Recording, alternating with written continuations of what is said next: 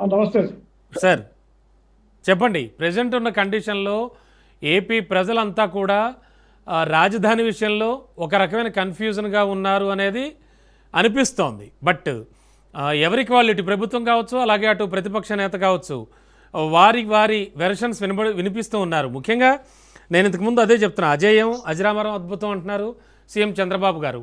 మరోవైపు జగన్ కొత్తగా మా విగన్ అనేటువంటి ఒక సరికొత్త నినాదాన్ని తీసుకొచ్చారు. కోర్స్ అది వైరల్ అవుతోంది. ఏమనిపిస్తోంది మీకు? ఏం కన్ఫ్యూజన్ లేదండి. 2014లో కొత్త రాష్ట్రం ఏర్పడిన తర్వాత ఎప్పుడైతే శాసనసభలో ఏకగ్రీవంగా అమరావతి రాజధానిని తీర్మానం జరిగింది. ఆ తీర్మానానికి ఆయన జగన్మోహన్ రెడ్డి కూడా సపోర్ట్ చేసినాడు. దాని తర్వాత 1000 కోట్లు డబ్బులు ఖర్చు అయినాయి.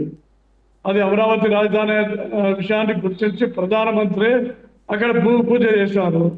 అమరావతిలోనే కదా ప్రధానమంత్రి భూమి పూజ చేసింది. అవును, కేంద్ర ప్రభుత్వం కూడా మౌలిక సదుపాయాలకు డబ్బులు ఇచ్చినారు.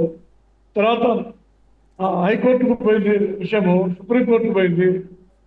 సుప్రీంకోర్టు కూడా ఏం చేసింది, మీరు ఒకసారి రాజధాని నిర్ణయించిన తర్వాత దానికి 1000 కోట్లు డబ్బులు ఖర్చు పెట్టిన తర్వాత మీరు ఏ విధంగా వేరే చోటికి రాజధాని మారుస్తారని హైకోర్టు ఒప్పుకోలేదు.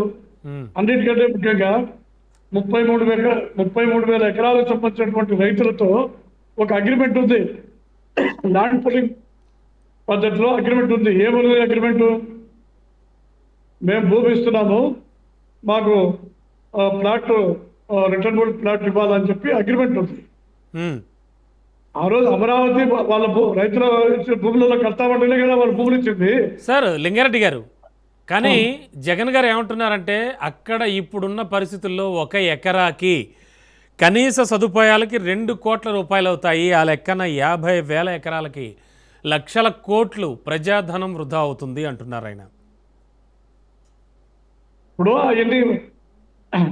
అవన్నీ కూడా అర్థం లేని మాటలు. ఇప్పుడు సరే మావిగనాన్ని పెట్టాడు ఆయన.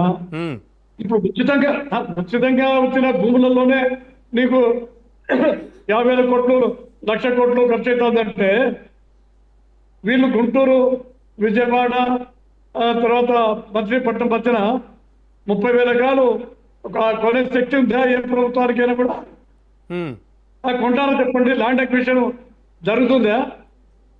1 ఎకరా 2 ఎకరాలు రోడ్డుకో చెరువుకో కుంట కావాలంటే కోట్లు పోయి 20,000 5 కోట్లు తగ్గకుండా ఆ ప్రాజెక్టులు ఆగిపోయినాయి.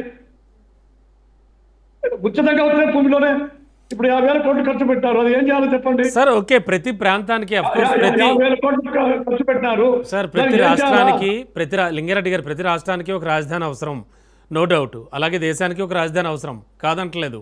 కానీ ఇంత భారీతనంతో ఎందుకు అనేది వారి ప్రశ్న. అది అయిపోయిందండి.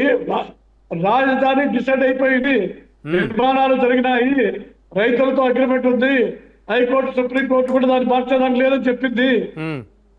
చివరిగా పార్లమెంట్ లో కూడా విభజన చట్టంలో అమరావతి రాజధానిని నిర్ణయం అయిపోయింది.